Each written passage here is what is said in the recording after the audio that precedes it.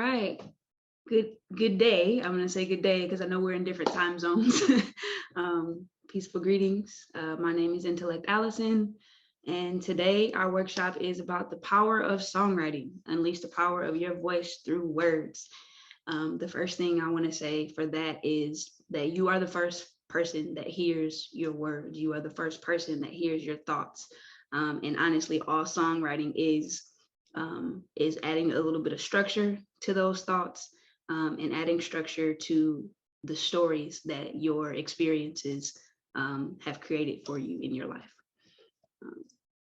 So a little bit about me.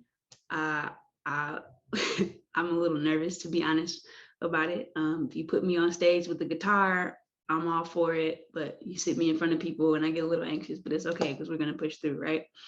And so this is my bio. My bio is a little abstract. Give you a few moments to read that. I'm actually originally from Detroit. I live in Atlanta right now, and I currently have a song entitled Time Travel out on all streaming platforms. And so again, that's Intellect, Allison, Time Travel. Please go check that out. And I think I started writing music, honestly, after a few years of writing poetry. I still do poetry, but music and songwriting are definitely some of the most underrated forms of expression, right? And so with that being said, what is songwriting? Literally, the formal definition is any significant contribution to melody, lyrics, or structure is songwriting. So it's pretty simple. And so if we want to write in the chat, this is one of the interactive parts. I put the questions backwards on the presentation, but that is okay. So what is your favorite song? And did the artist that sings that favorite song write that favorite song, or do you know? And so if anybody wants to answer that one, either come off mute or type it in the chat. Where is the chat? Oops. Here we go. I can officially see the chat now. And so while you guys are thinking of your favorite song or looking up if the artist that sings it wrote it, Respect by Aretha Franklin is one of my favorite songs. And for a long time, I thought that she wrote it. I Feel Loved by Donna Summer. Sweet, that is a good song. And so take a moment, and she did write it. Sweet, that's awesome. Aretha Franklin did not write Respect. Otis Redding, who also wrote Sitting on the Dock of the Bay, for those of you who are really into music, he wrote that song for Aretha, and it is literally one of the greatest songs of all times. And so for those of you at home, take a moment, look up some of your favorite songs, take time to look up and see if the artist wrote the song or if they were just a messenger of singing. Moving forward. Parts of a song. This is where the structure comes in. These are the fun parts. So the typical structure of a song is usually your intro, your verse, your chorus, verse, bridge, outro. That's like the typical traditional standard of songwriting, right? But I am very unconventional, and the way we're gonna learn today is we're gonna learn the different parts of a song. We're gonna learn the purpose of the parts of the song, and then we're gonna leave it up to you to structure them the way that your heart moves the song to be structured. So intro is pretty self-explanatory. It is the beginning. It is the first impression. It is your opportunity to really yank a listener's heart and ear and hold on to it, right? The verses, it gives the listener the idea of what the song is about. It should support the main idea. It is what I like to call the meat and potatoes of the story that you are sharing, or also the purpose, the purpose of the song, right? So pre-chorus or lift, that's usually a build or crescendo in the music, or the, what's the word, the punchline, or the setup for the punchline, if we're using comedic references. And so it helps build anticipation. and it's all, yeah, it helps build anticipation. The chorus is the main idea. It's the most memorable. It's the one we remember. I like to liken the chorus of a song to like a commercial that you never forget, right? Yeah, so really catchy, really, groove. That's the thing that they hold on to even when they don't know any other part of the song.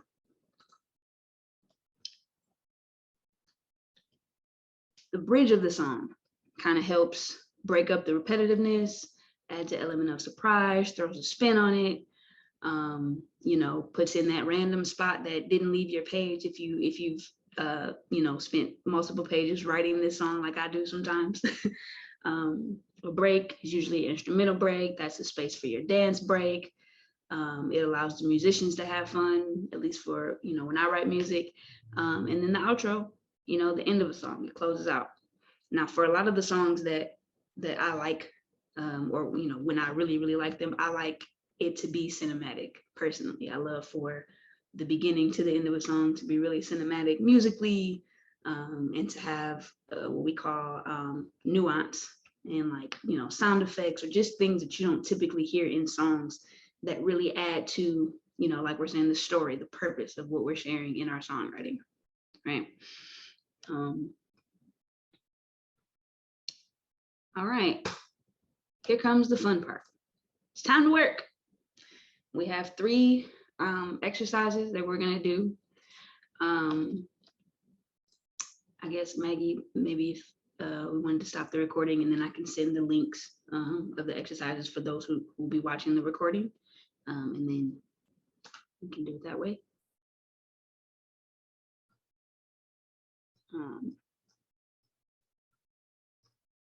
That's something I like to do. Honestly, dumping your mind and just writing for a time period really is helpful before you do most things. I do that before I write anything, especially songs. I do that when I'm feeling frustrated, and when I'm having a hard time trying to, add structure or add thoughts. Starting your book. And sometimes you can filter through what you've written. Like sometimes I'll circle something I know I want to remember later, but definitely work just to not judge yourself when you're writing, and to kind of get familiar with listening to yourself and really knowing what your thoughts share with you about who you are. It is very, very hard not to judge your thoughts, Maggie. Absolutely. That's why I work to put this in. I work to put this into practice. And so, the more familiar you get with how you think, the more familiar you can get with how your thoughts will transform themselves in other avenues of life, including creating, like songwriting, right? Yes, patterns emerge. Absolutely. You got to tell the truth out here, right? So, more fun. We have this one and then one more exercise. So we'll have a little bit longer for this one. I want you from, it doesn't have to be from your mind dump, but should you pull from it, it's totally fine. Write one sentence that summarizes a story for you.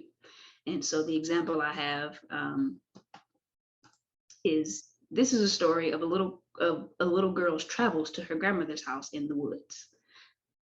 And for those of you who are familiar, Little Red Riding Hood is the story in question, right? And as much as that turned into a book and a well-known story instead of a song, I think that the storyline or the idea of a story is a great starting point for songwriting, especially when we're writing from the heart, right?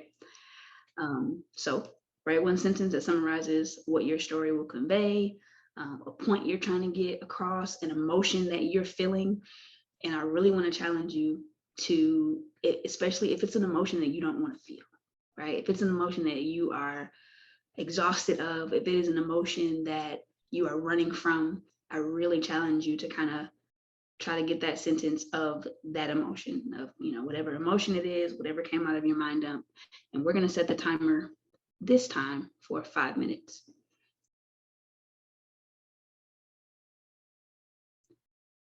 And all right, and timer's going to start now. more fun. So if you guys, before we switch over to our final exercise, if you guys can put in the chat or just give me a thumbs up if you have heard the song Bohemian Rhapsody by Queen. Just like I've heard it, heard about it. Yes, yes, cool.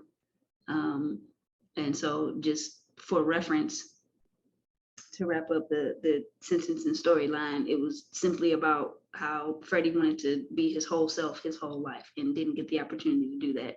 And so all the beautiful ebbs and flows of that song, I like to think are, the things that go on in our mind, right? And we are safe with ourselves if we allow ourselves to be, right? I think that's the beauty of songwriting, of being able to create from a safe space within ourselves, right? And being able to transform our thoughts into songs. And so this final exercise, if you will, is about transforming what we've done so far into a piece of a song, a part. You can, and then I'll go back to the, oops, no, not that, wait, sorry. We'll go back to the parts of a song.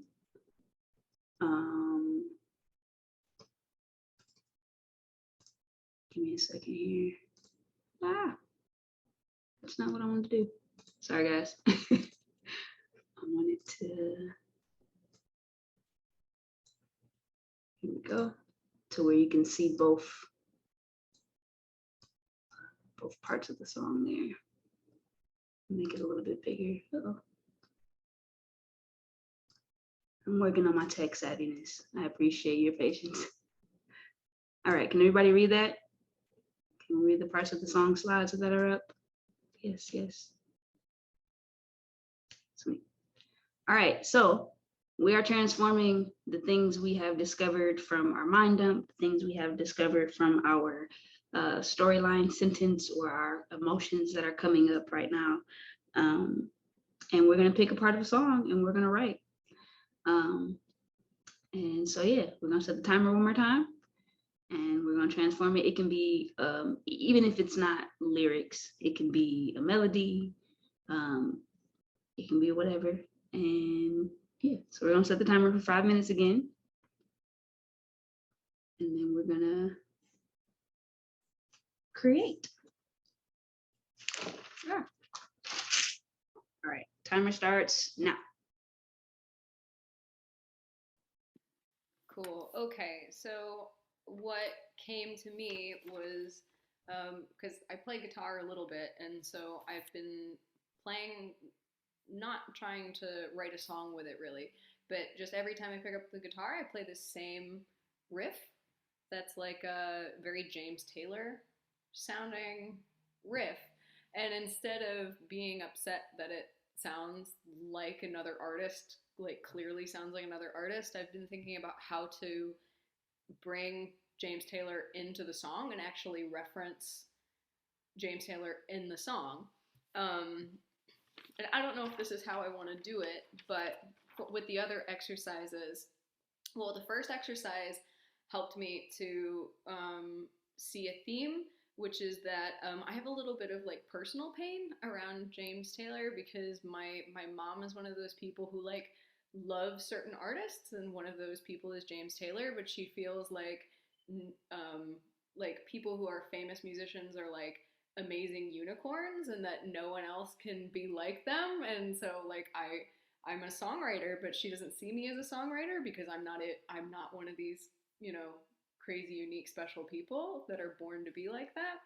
And I think a lot of people kind of think like that. But in any case, what the sentence that I ended up writing in the second exercise was, "I wish you saw me like you see James Taylor." So then so for the third exercise, when I was trying to figure out like what I was going to write about, I picked a verse because I wanted to start with a section that gave some context, and I didn't have a chorus in my head or anything. So I wanted to start with the story. So I said, I can't stop the motorway thoughts in my head, the drive-by feeling of everything you said, You blew the lid off what I thought I knew, a moment in time that meant so little to you. Um, yeah, and so it doesn't even mention James Taylor, um, but I think that'll be what the chorus is kind of about. Is almost like a an ode to James Taylor, but also to the my personal both appreciation for him and the pain of that association. Yeah. Wow. Thank you so much. I'm sorry, were you finished? Yep, I'm finished. Okay. Thanks. Wow. That was beautiful. That right there is why I chose the exercises that I chose. Thank you so much for sharing, Maggie. I know from a very similar experience that how that feels, right? And first of all, you are a unicorn. You are purposed to do greater things even than James Taylor. Regardless of who sees it, just make sure that you see it no matter who else does it, right? um, and just to share with you my similar story. I have a friend of mine who also does music, um, and kind of encouraged me to do music before I picked up my very first guitar. And so my mother transitioned, passed away when I was younger, and so my dad and my two older brothers raised me. And when I decided that I wanted to pursue music and just creative things in lieu of like working in a factory somewhere, I, needless to say, I was not supported by my family or my father. And so I started getting enough gigs where I'm like, okay, I'm inviting you guys to shows every week. I'm inviting you every month. I am doing this thing that, despite that, you don't think I can do it. And I pushed through a lot of emotions and still invited them despite hearing no 100 times. And so eventually, years and years later, my father comes to this show. And at this same show, my friend is performing. And after the show and to this day, my father doesn't ask me when I'm performing again.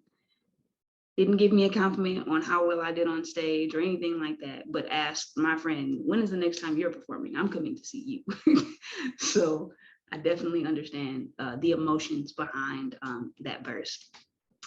So again, Maggie, thank you so much for sharing that.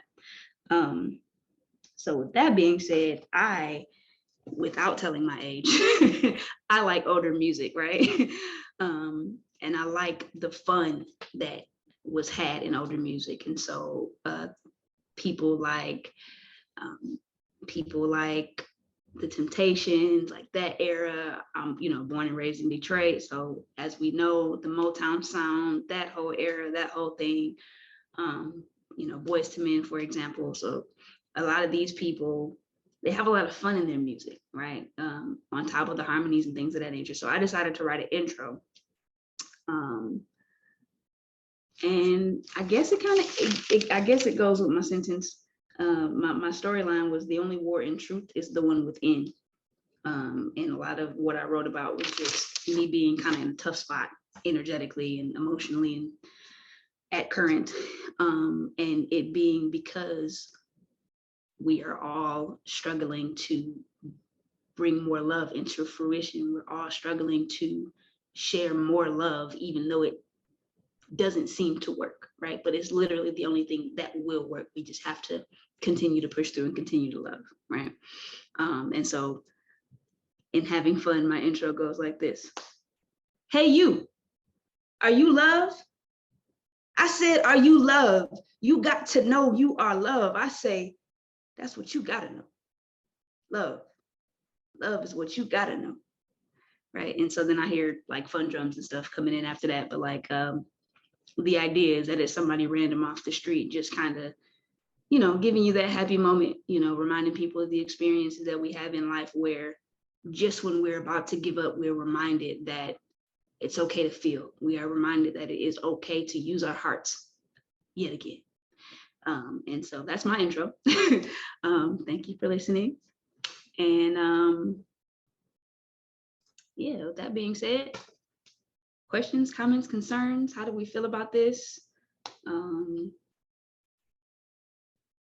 here. What's going on, guys? Thank you so much for being here. we were gonna do it here, but like I got homework for you guys. So I'm gonna type it in the chat. There's a song. There's two songs. They're by the same artist. Oops. Games and Mango. Very interesting song names. I want you guys to listen to these songs and look up the lyrics. And one of the main reasons why I chose Games,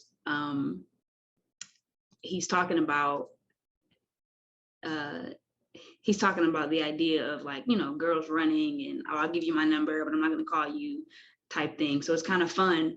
But when you listen to it, like the ending, it's kind of like, oh wow, I'm glad that this was a song and not like not a song. I don't know. But yeah, so you listen to it, it's kind of funny. But what you'll feel or what you will notice is the level of gratitude that it is a song or like a creation, right? And so I think a lot of us forget that being a creative, whether it's songwriting, whether it's paint, whether it's, you know, filming, like whatever your creative expression is, like that, the purpose of that is to help you navigate some of the more emotional things that we work through, some of the things that, you know, we're in the middle of, you know, transforming generational curses, forgiving our parents for doing the best that they could, but also instilling trauma. Like we are navigating a lot as people right now. And so one of the ways that we can continue to be ever strong, continue to be warriors of love and continue to win this war is by allowing ourselves to be creative. Alejandra, allowing ourselves to be safe and allowing ourselves to create and to express when we do have this space, right? So check out those two songs. Mango is a song about a relationship that seems to be separating naturally, but very amicably. You know, a lot of times we think about romantic relationships breaking up and now I don't like you and don't talk to me and all that other stuff, right? But it is my prayer that we're navigating in spaces where, okay, so clearly we weren't supposed to be in a relationship in this capacity, and now we can move forward in life in a more peaceful manner. We don't have to put energy into negative, I don't want to say revenge, but you know, we can move forward in a happy, peaceful space if we allow ourselves to. So go check those songs out, look up the lyrics. I'm sure if you send Girls Rock Detroit any comments or anything like that for me, they can get it on over. Perfect. All right, we are at time. Yes, we can move forward to a happy place. Absolutely. I'm here for world peace. It is possible. And we all literally just participated in an hour towards world peace. We did that.